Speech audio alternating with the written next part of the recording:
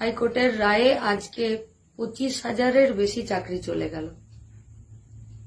25,000 পরিবারের ছেলেমেয়েরা আজকে একটি সামাজিক সম্মান হানি এবং একটি অন্ধকার ভবিষ্যতের দিকে গেল।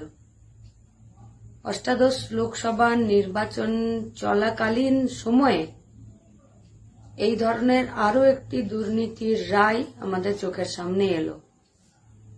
এই গোটা দুর্নীতি, স্বজনপোষণ, ঘুষের বাজার বসিয়ে 25,000-এর বেশি ছেলে মেয়ের চোখের সামনে অন্ধকার নামিয়ে নিয়ে এলো তৃণমূল কংগ্রেস পরিচালিত পশ্চিমবঙ্গের রাজ্য সরকার। School service commission, SSC, Paschimbanga সরকার এবং তৃণমূলের পার্টি, তার সাথে কিছু দালাল, তার সাথে কিছু চাকরি বিক্রি করার নেতা, মন্ত্রী, কর্মীরা, এরা সবাই মিলে একসাথে যুক্ত হয়ে আবার দেখালো যে পশ্চিমবঙ্গের বেকার ছেলে মেয়েদের ভবিষ্যৎ আসলে কতটা অপদার্থ একটা সরকারের হাতে। আমরা এই গোটা পশ্চিমবঙ্গের সাধারণ খেটে খাওয়া মেহনতি মানুষের পরিবারের ছেলে মেয়েদের জন্য, মেধাবী ছেলে মেয়েদের জন্য আমাদের নির্দিষ্ট কয়েকটা কথা। প্রথমত হচ্ছে যে যারা দুর্নীতি করে চাকরি পেল তাদের যা শাস্তি হয়েছে সেই শাস্তিতে তাদের দ্রুততার সাথে সমস্ত রকম ব্যবস্থা গ্রহণ করতে হবে। কিন্তু যারা যোগ্য চাকরি পেয়েছিল তাদের ক্ষেত্রেও কমিশনকে, সরকারকে এবং কোর্টকে সঠিক সিদ্ধান্ত গ্রহণ করতে হবে। পরবর্তীকালে যারা এই চাকরি পাবে তাদের যাতে এই চাকরির কন্টিনিউশন থাকে। যোগ্যদের ফিরে চাকরিতে যথাযথ সম্মানে বহাল করার জন্য যা দায়িত্ব আছে সেই দায়িত্ব পালন করতে হবে। ন্যায্য চাকরির দাবিতে যোগ্য প্রার্থীদের দীর্ঘদিনের যে লড়াই, সেই লড়াইয়ের সাথে আমরা চিরকাল ছিলাম, আজও আছি, আগামী দিনেও থাকব।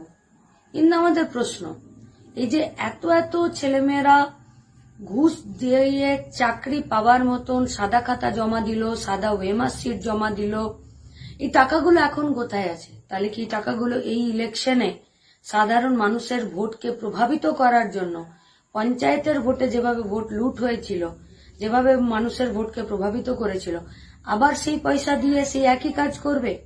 যে নেতা মন্ত্রীরা 2016 সালে তৃণমূলে ছিল, আজকে তাদের অবস্থান কি হবে? তারা কি সবাই ধোয়া তুলসী পাতা হয়ে যাবে? এবং এই যে যারা মাস্টারমশাই বা শিক্ষাকর্মী, তারা যে ইলেকশন ডিউটি পেয়েছিল সেই ডিউটিতে তাদের কি হবে? গোটা ভবিষ্যৎটা পশ্চিমবঙ্গের অন্ধকারে নিয়ে চলে গেল। এই ছেলেমেয়েগুলো, এই সমস্ত যুবক যুবতীরা, এরা কেউ জন্ম নেবার পরই কোথায় ঘুষ দেব করে ঘুরে বেড়ায়নি।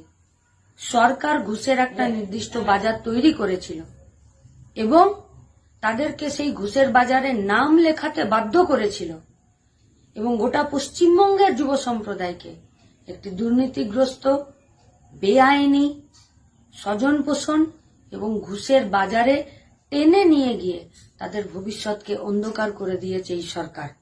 যারা মাথা উঁচু করে সৎপথে বেঁচে থাকার স্বপ্ন দেখেছিল তাদেরকে ঘুষ, স্বজন পোষণ, দুর্নীতির রাস্তাতে নিয়ে গেছে এই সরকার। গোটা রাজ্যের ভবিষ্যৎকে নষ্ট করেছে। আমরা গোটা রাজ্যের মানুষের সাথে, বেকার ছেলে মেয়েদের সাথে, মেধাবী ছাত্রছাত্রীদের সাথে আমাদের দাবি, অযোগ্যদেরকে শাস্তি দিতে হবে।